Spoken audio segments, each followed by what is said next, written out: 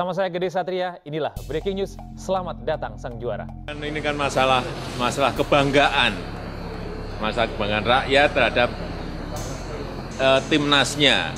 Sehingga tadi di sela-sela pertemuan saya sempatkan untuk melihat lewat live streaming, dan saya sangat senang sekali. Saya ingin mengucapkan selamat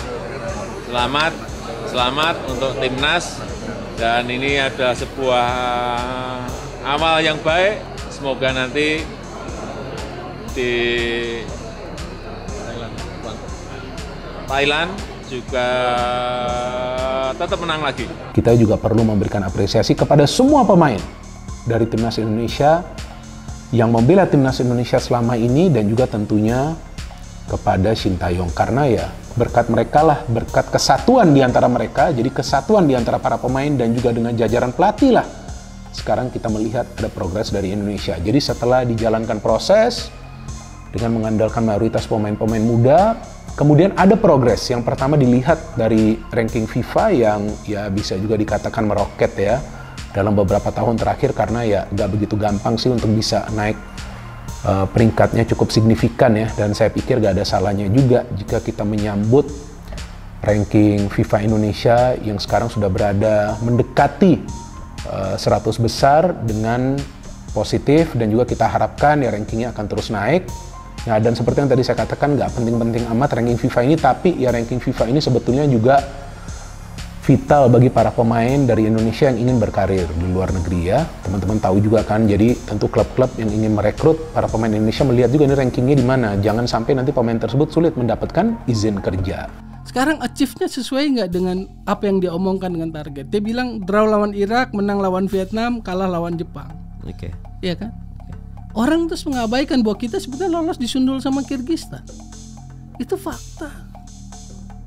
Pertanyaannya, saya mau tanya, kenapa saat ini atmosfer bola kita harus puji-puji STY? Orang nggak suka kalau mengkritisi STY, lalu mengarahkan pribadi, Bung Toel pribadi, pribadi. Kemal tadi udah bilang kita ada gap Bung Toel, yes, ada gap usia. Kalau saya tadi ini kan tadi di pembukaan begitu. Ya. Apa urusan pribadi buat saya nggak ada. Saya dari dulu ya udah terlanjur masuk bola, saya udah bicara bola. Gitu. Okay. Jadi nggak ada pribadi.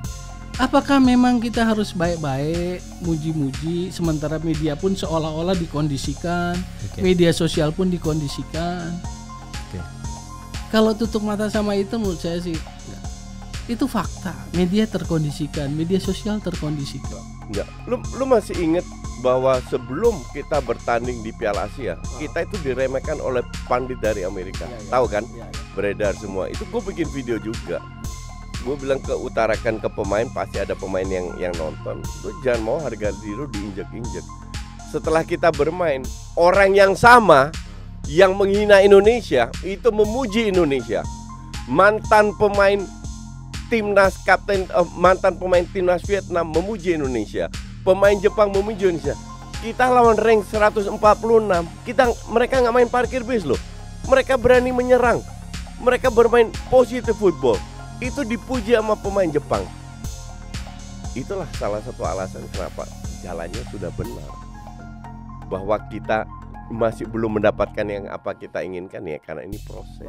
Dengan lolosnya Indonesia di U23 ini sudah sejarah di era kepengurusan Pak Erik. Jadi ini bagus. Kemudian kita lihat di pagelaran Piala Asia yang baru berlangsung kemarin, ya, Januari kemarin, bagaimana tim senior kita di bawah STY itu melaju keluar dari fase grup untuk pertama kali dalam sejarah, maju ke babak 16 besar.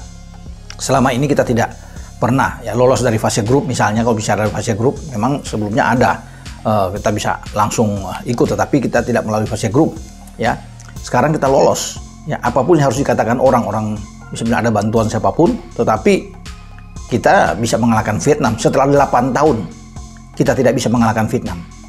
Nanti di Qatar kemarin kita bisa mengalahkan 1-0 lewat gol penalti Asnawi Mangku Alam.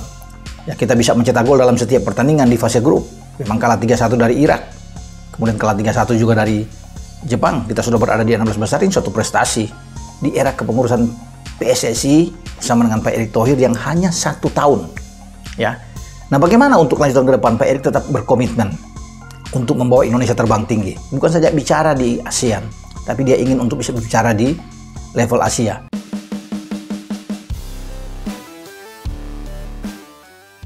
Park Hang-seo sudah lama prediksi hancurnya Vietnam di tangan timnas Indonesia. Kehancuran Vietnam sudah jauh hari diprediksi Park Hang-seo, bahkan diucapkan ketika masih berada di puncak kesuksesan.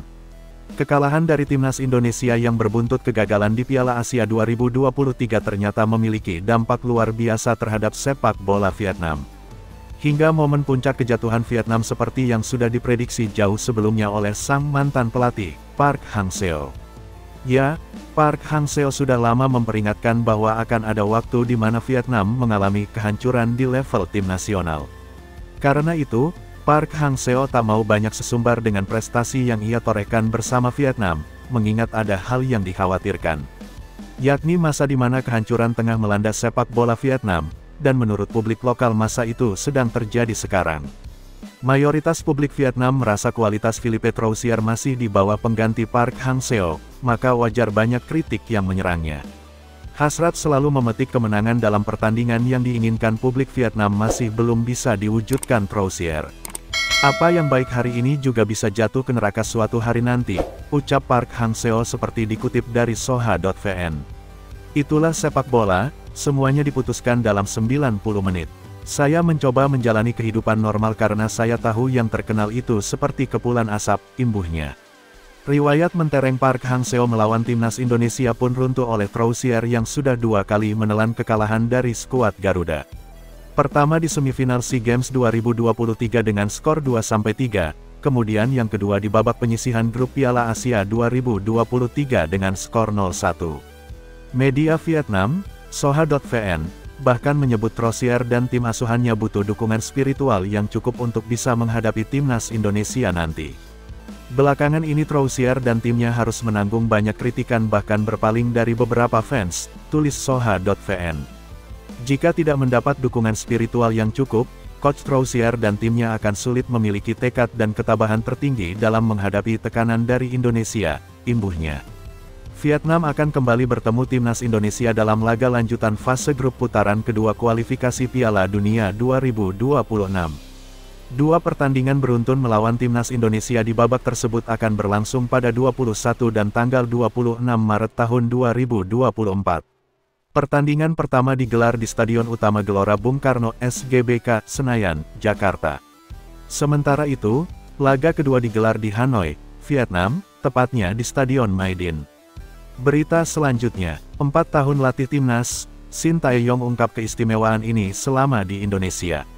Pelatih timnas Indonesia, Shin Tae-yong memasuki tahun keempat dalam karirnya melatih timnas Indonesia sejak ditunjuk sebagai pelatih timnas senior pada tahun 2021 lalu.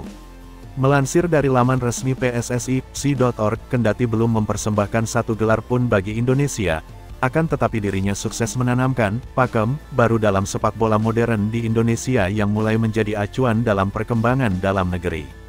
Melansir dari akun TikTok @mangkulangit, pelatih berusia 53 tahun tersebut membeberkan hal yang cukup tidak terduga sekaligus unik selama karir melatihnya di Indonesia. Menurut pemaparannya, dirinya diberikan fasilitas yang cukup baik selama berkarir di Indonesia. Bahkan, dirinya juga mendapatkan fasilitas yang cukup mewah seperti mobil pribadi dan pengawalan dari pihak berwajib saat akan menuju ke suatu tempat. Saya punya mobil sendiri dan ada lampu strobo dengan nomor polisi kode negara.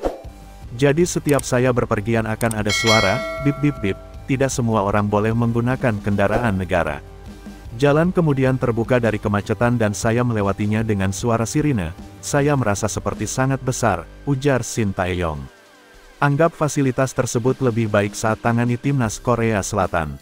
Lebih lanjut lagi, Shin Tae-yong juga menyebut fasilitas yang didapatkannya saat menjadi pelatih kepala timnas Indonesia lebih baik dan mewah dibandingkan saat menangani timnas Korea Selatan beberapa waktu lalu. Bahkan, dirinya juga kerap kali diundang untuk bertemu para pejabat negara hingga Presiden Republik Indonesia, Joko Widodo. Meskipun awalnya dirinya cukup kaget dapat bertemu dengan kepala negara secara langsung dan harus mendapatkan protokol kenegaraan secara ketat, namun dirinya mengaku tidak kesulitan dalam mengikuti serangkaian acara tersebut. Dia mengaku pengalaman tersebut merupakan sebuah kegiatan yang sangat jarang terjadi dalam karirnya. Saya bertemu presiden di sana dan melakukan kunjungan kehormatan, imbuh Shin Tae-yong.